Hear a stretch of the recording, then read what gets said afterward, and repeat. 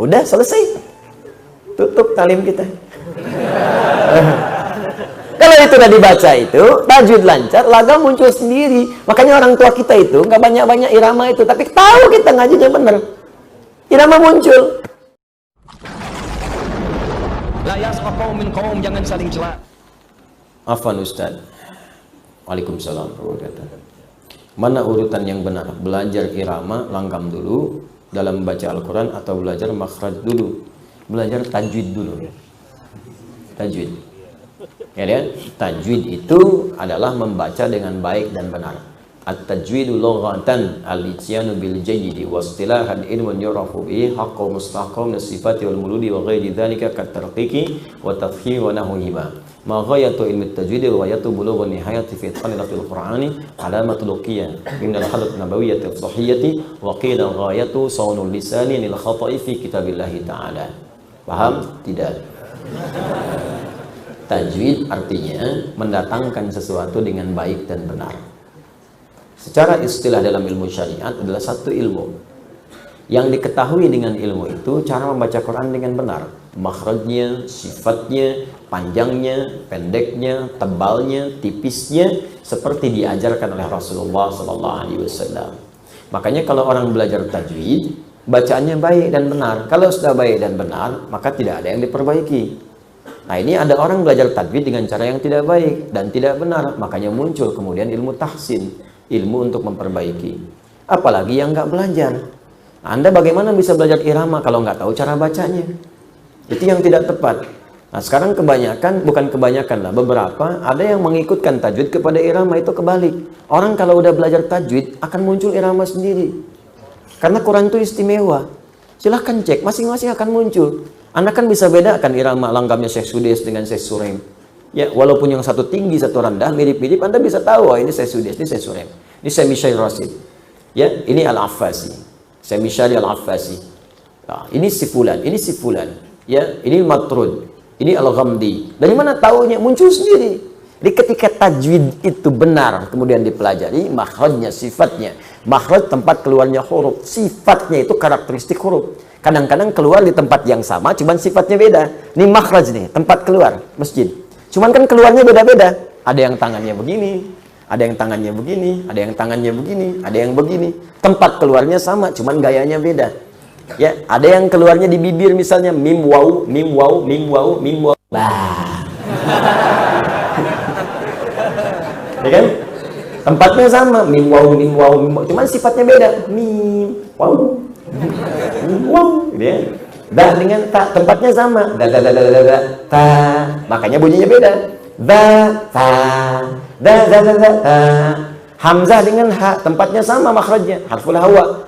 Cuman sifatnya beda, makanya ketika keluar bunyinya beda. Ha, nggak terhambat. Ya, ditahan di sini. Ha. Ditahan di sini.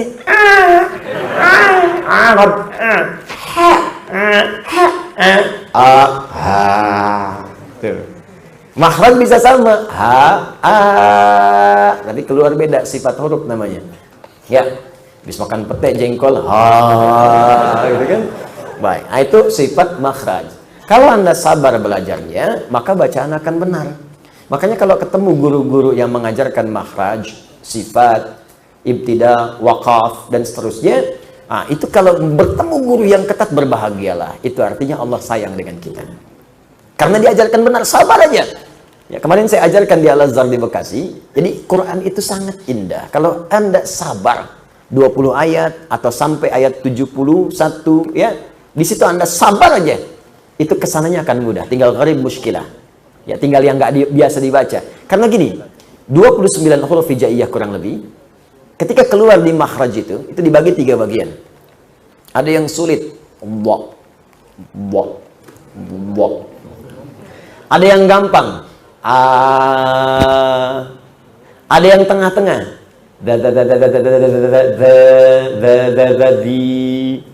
ketika Anda baca Quran, maka Allah memberikan gambaran seluruh makhraj itu secara umum. Dari hawa ke lisan ke bibir, alif, lam, mim, setelah Al-Fatihah. Alif harful hawa, lam ke lisan, mim di bibir. Alif, lam, mim. Kan? Setelah itu muncul yang pertengahan, da. Dzalikal kitabu la raiba fihi hudal lil muttaqin. Dilatih dan sampai lancar. Dadi. Kadang za tertukar dengan za. Ingat, za. Za di sini, lidahnya di ujung di sini, tapi masih ada udara keluar. Untuk melatihnya, keluarkan sedikit dulu. Setelah bagus, tutup giginya. Ya, za.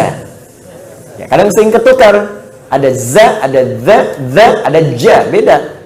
Ya, iza, tuh, za, salah, idza zulzilatil ardu zilzalaha. Ada yang ijajul jilatil ardu, jilat tuh.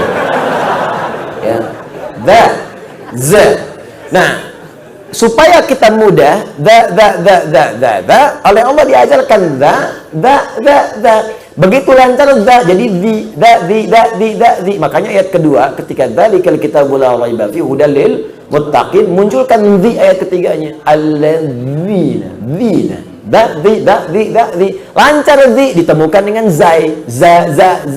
Ayat 3, alladzina yu'minuna bil ghaibi wa yuqimuna as-salata wa mimma razza. Za lancar, dadi zazi za dadi za dadi za maka dimunculkan zi, dipertemukan dengan zi. Ayat 4-nya, walladzina yu'minuna bima unzi. Zi bertemu dengan zi. Tuh. Di situ dilatih lidah kita supaya terbiasa. Kalau sudah sampai ayat 70-71, diketemukan za ketemu dengan ta, ketemu dengan sin, ketemu dengan sya, ketemu dengan ha. Kumpulkan satu ayat di situ. Ya.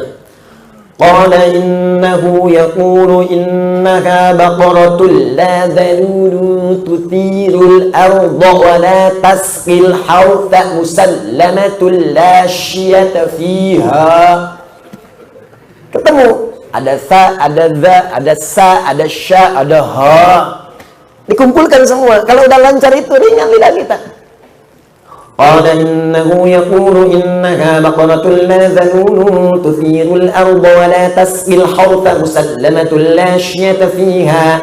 Qalu al-ana ji'ta bil haqq fadhabahuha wa ma kanu yaf'alun. Fadhabahuha. Ha. Kumpul semua di situ. Jadi kalau udah lancar itu tinggal gharib muskilah. Majreha la ta'mauna ala Yusuf alaihu gitu. Udah selesai. Tutup talim kita. Kalau itu udah dibaca itu, tajwid lancar, lagam muncul sendiri. Makanya orang tua kita itu nggak banyak-banyak irama itu, tapi tahu kita ngajinya bener. Irama muncul. Tapi Quran itu indah pokoknya kalau dibaca ketahuan. Nah, ini orang Cina yang baca, ini orang India yang baca, orang Sunda yang baca. Tapi kalau udah fasih, Quran itu terasa enaknya. Baru Anda latihan langgam, silakan. Mau pakai ini, pakai itu, bayati, soba, nahawan, dan sebagainya. Ijaz, boleh silakan. Supaya indah didengar. Supaya terasa kenikmatan kekhusyuannya. Cuma yang dibaca langgam-langgam yang memang dikhususkan untuk Quran. Bukan irama yang sudah dikenal pada aspek tertentu, terutama aspek-aspek musik-musik misalnya tertentu. Maka jangan dipakai baca Quran, karena irama itu sudah khusus dihususkan pada yang lain. Zaman Nabi pun begitu, orang Arab udah punya irama. Dalam syair, irama itu terkumpul di 16 rubus namanya bahar. Ada tawil, ada rojas, ada madid, dan lain sebagainya. Tawilun lahu dunal buhuri fadailu, fa'ulun mafa'ilun, fa'ulun mafa'ilu. Kifa nabki min dhikra habibin wa manzili bisaqtin liwa bainad dakhuli fahawmali. Mustaf'ilun, mustaf'ilun, mustaf'ilun, mustaf'ilun, mustaf'ilun, mustaf'ilun, rajas. Sautus safiril bulbuli hayyaja qalbi thamili. Al-ma'u wa zahru ma'a ma zahri lahul muqali. فأنت يا سيدي فأنت يا سيد لي وسيدي ومولى لي فكم تيمني غزيل الأقيقلي قطفته من وجهة من فعل هذا الرجل فقال لا لا لا لا فقد غدا مهرولي والولد ولي ويل لي فقلت ولد والولي فبين اللؤلؤ لي قالت لو هنا كذا إن الرد المقالي كاتن ككيل لي طب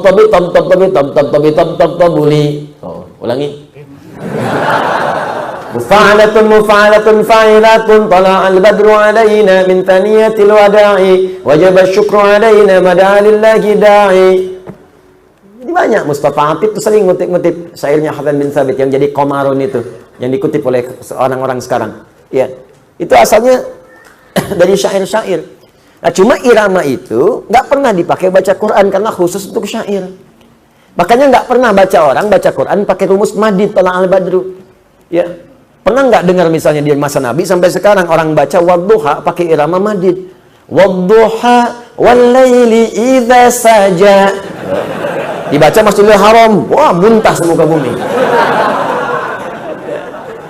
Makanya nggak usah aneh-aneh, kalau ini memang irama musik yang khusus jangan dipakai baca Quran. Bisa gempar nantinya karena memang nggak benar. Ya iyyaka na'budu wa iyyaka nasta'in. Siap nih keluar.